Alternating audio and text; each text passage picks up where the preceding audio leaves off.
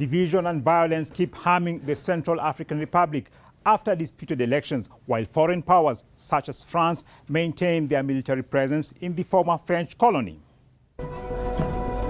C'est un devoir civique. En tant que un citoyen, je suis appelée à voter. Et puis aujourd'hui, c'est ma première fois, donc du coup, je suis heureuse et épanouie en même temps. Welcome to Africa Today. I'm your host, Mubarak Kenya. In this episode, we'll try to find out details of the underreported conflict in the Central African Republic. We'll ask, what do the people of the Central African Republic want? And give you a little history about the nation suffering under the iron hand of foreign forces. In the second part of the show, we'll look at the harrowing bloodshed in Mozambique and its impact on the daily lives of people. Stay with us.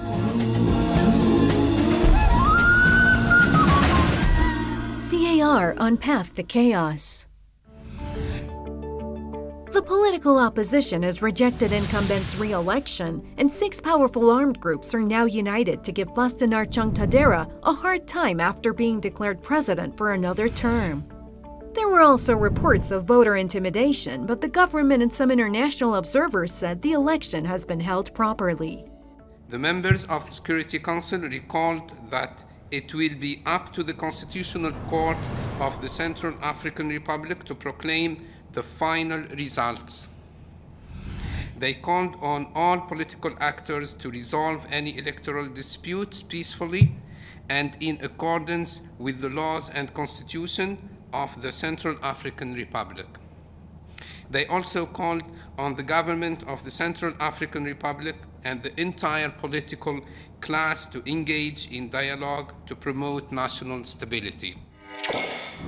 The opposition party called for an annulment of the election, arguing that voting did not take place in many areas.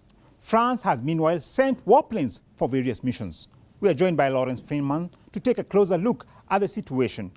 Mr. Freeman, first of all, what is France up to in the Central African Republic?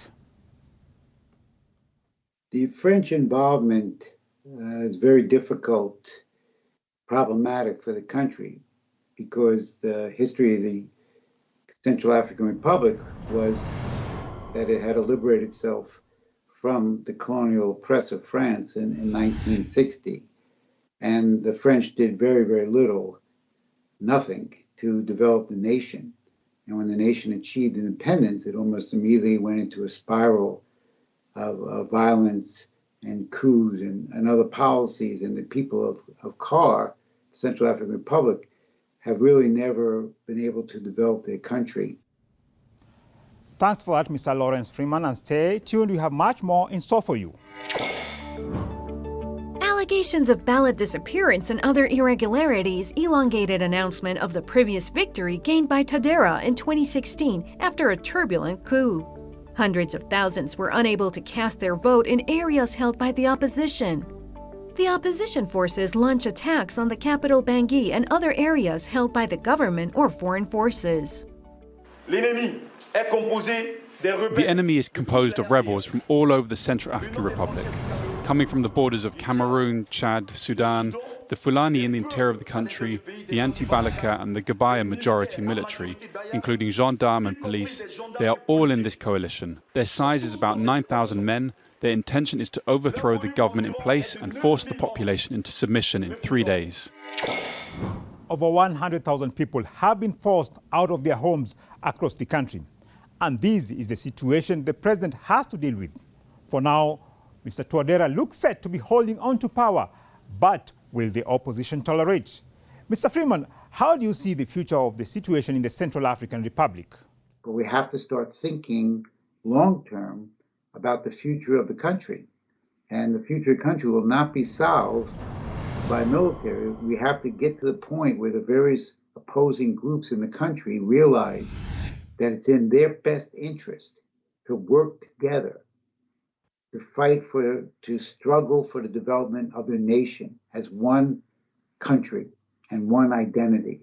And that's difficult, but it's possible to get people to realize that and drop the military confrontationist tactics and find a way, even if it's uncomfortable, for all the people of CAR to join together for the national development of their nation. Thanks for that, Mr. Freeman. And as you say, unity is key to the future of the Central African Republic. The impoverished nation lives in one of the most mineral-rich countries in the world. Central African Republic also remains one of the most underreported regions in the world with little access to unbiased news. The country has a dark history of human rights violation and violence arising from repeated coups and lack of a powerful central government. UNHCR, the UN Refugee Agency, is today calling for the immediate end to all violence in the Central African Republic. Nearly 60,000 people have been forced to seek refuge in neighboring countries in the past month, a twofold rise in just 1 week. Most refugees have fled across the Ubangi River into the Democratic Republic of the Congo, DRC, where the number of arrivals topped 50,000 after 10,000 Central African refugees arrived in a single day on the 13th of January. Central African Republic's fragile humanitarian situation is worsening, and more than half of the population are reportedly in vital need of humanitarian assistance. Today, the opposition groups reportedly control 2/3 of the country, areas where most of the diamond and gold mines exist. All the wealth and people are struggling. How could that be explained? The Central African Republic may be the poorest nation in the world. I'm not sure, I haven't looked at every other nation, but in terms of basic parameters of economic development, it's at the lowest end. And this condition is what is driving all the other processes aside from the actual outside instigators. The people in CAR are not provided with a standard of living necessary to maintain themselves and their family and their children. And under these conditions, the violence is very great. Some of the refugees escaping the conflict head towards neighboring Cameroon, Chad, and the Republic of Congo. The humanitarian assistance by foreign NGOs and aid agencies did not seem enough. The United Nations High Commissioner for Refugees has called for $151.5 million this year to respond to the Central African Republic situation. I also heard gunshots and I was scared. I told them to wait for me so I could check things out and link up with them afterwards. So they left without looking back. I still as yet do not know where my family is. How are they going to live? If they have run away, how are they going to live? Central African Republic authorities, meanwhile, are seeking the lifting of the arms embargo to have an upper hand against opposition forces. The constant skirmishes amount to a marked increase in violence, and fighting goes on with no end in sight. So what is the best route the nation can take in the days ahead?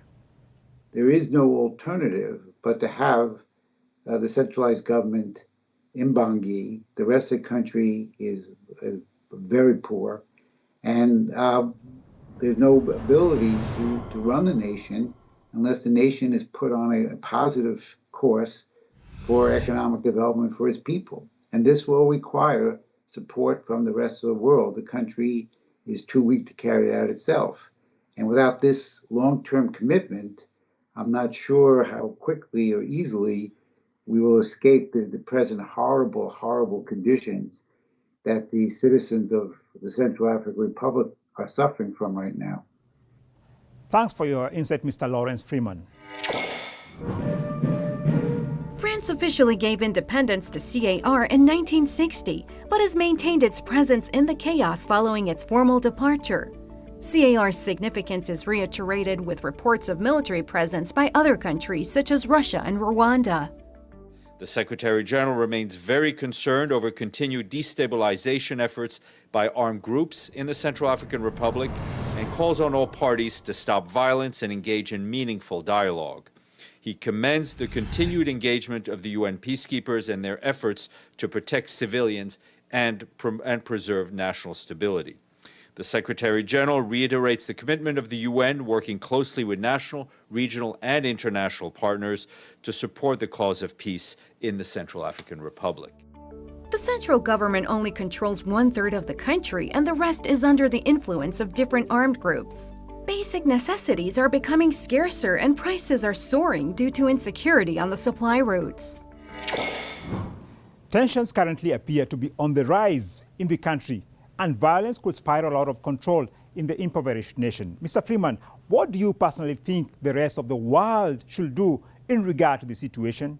They're very, very poor and very underdeveloped, even though they have natural resources such as water and other capabilities.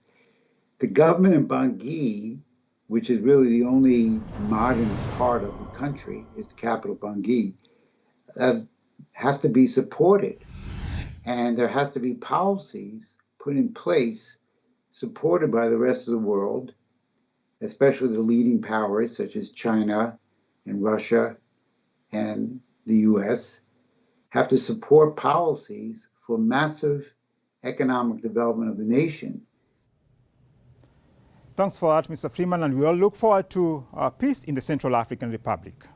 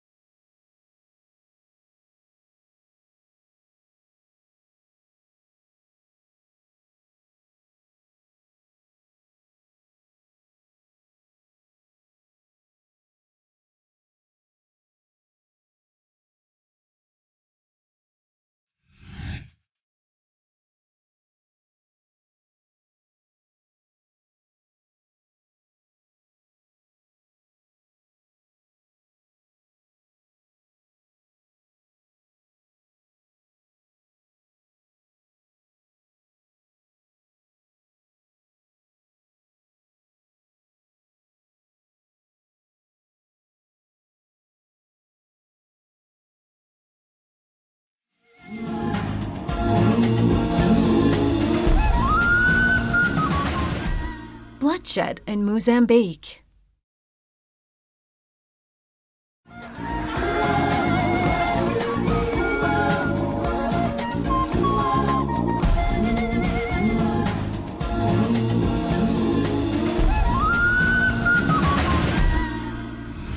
Shocking news coming out of Mozambique have horrified many in the region.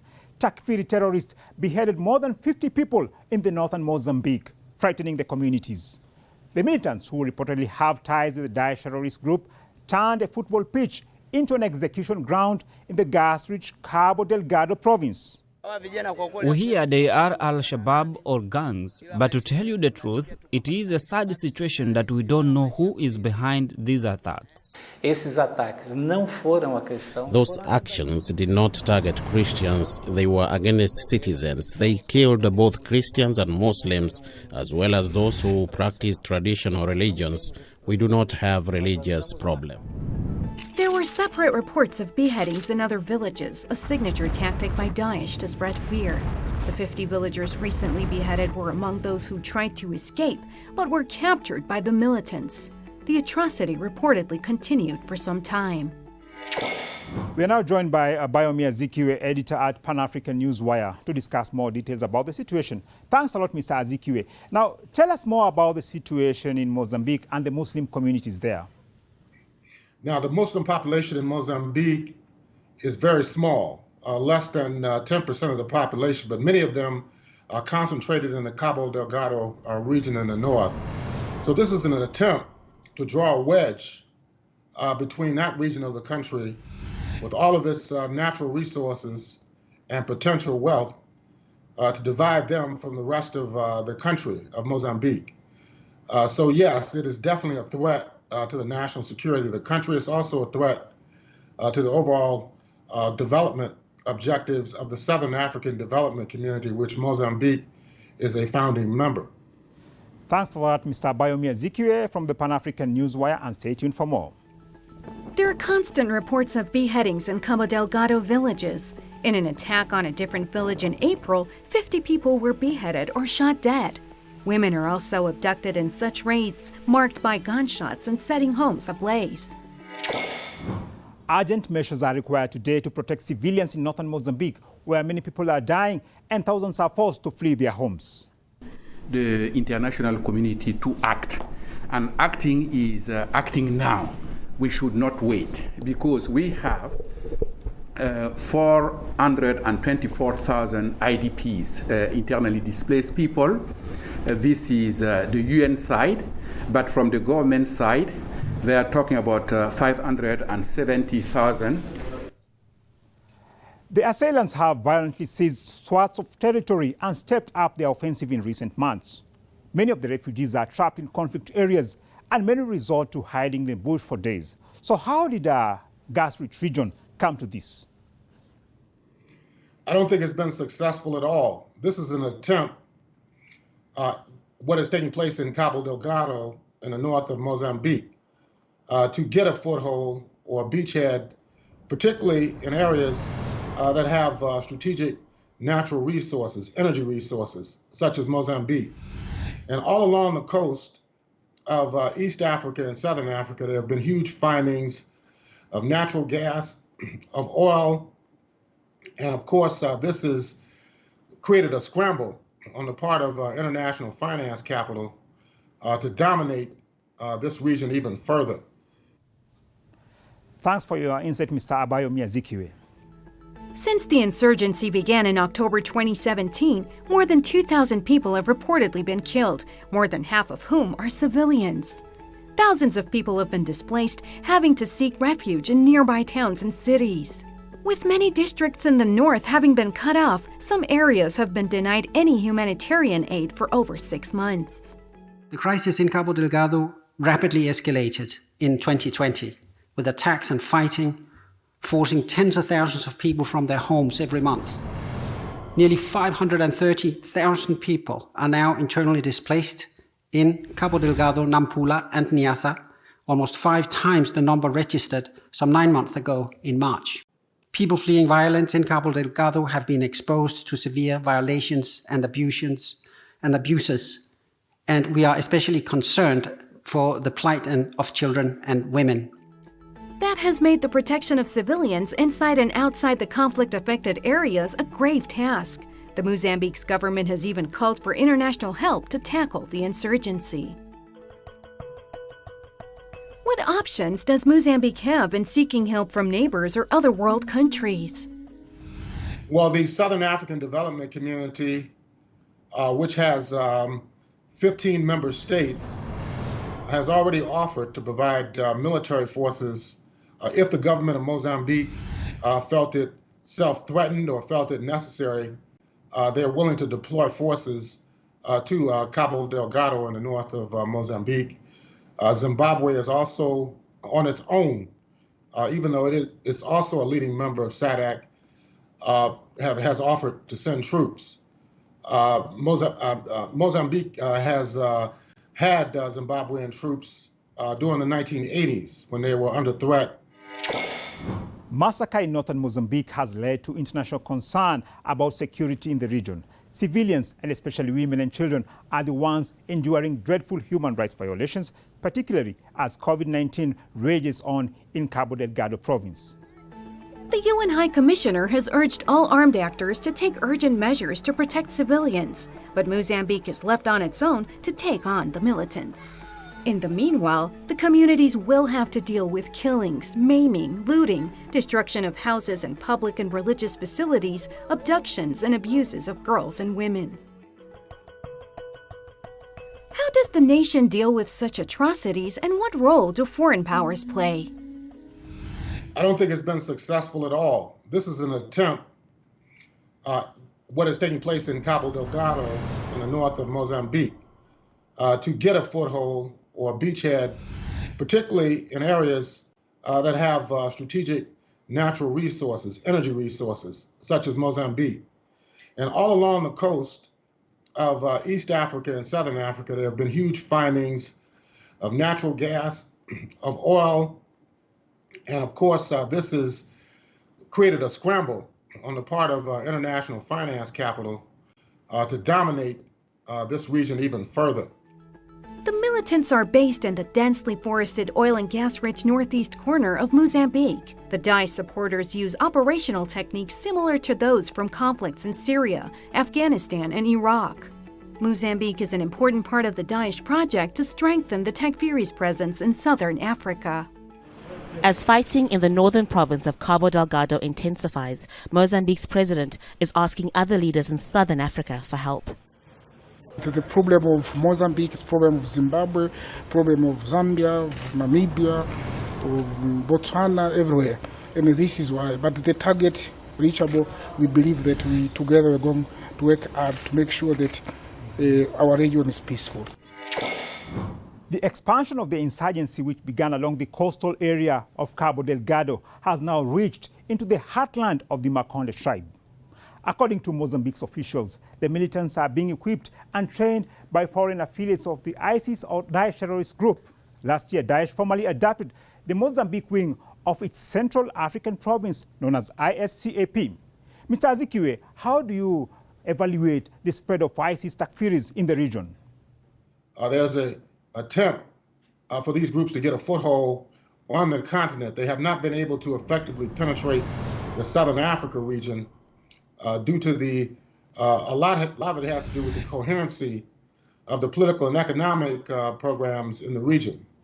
But they are going to continue to try in order to disrupt the developmental process in Southern Africa and Africa as a whole. Thanks for that insight, Mr. Azikiwe.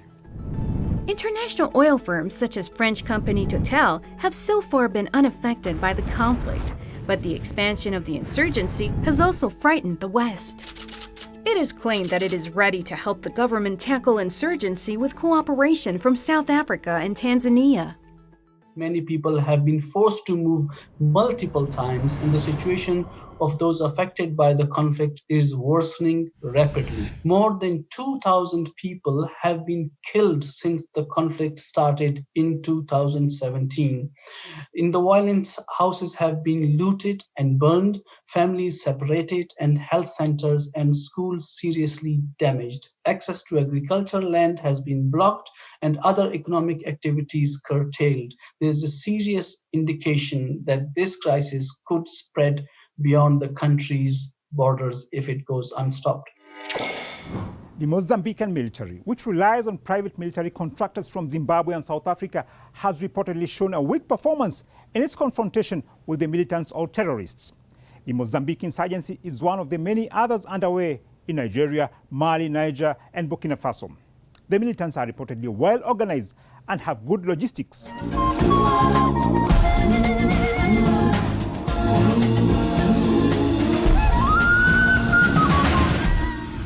Thanks for watching us. I'm Mubarak Kenya. Please share your views with us. Until next time, when we come back for another episode of Africa Today, goodbye and take care.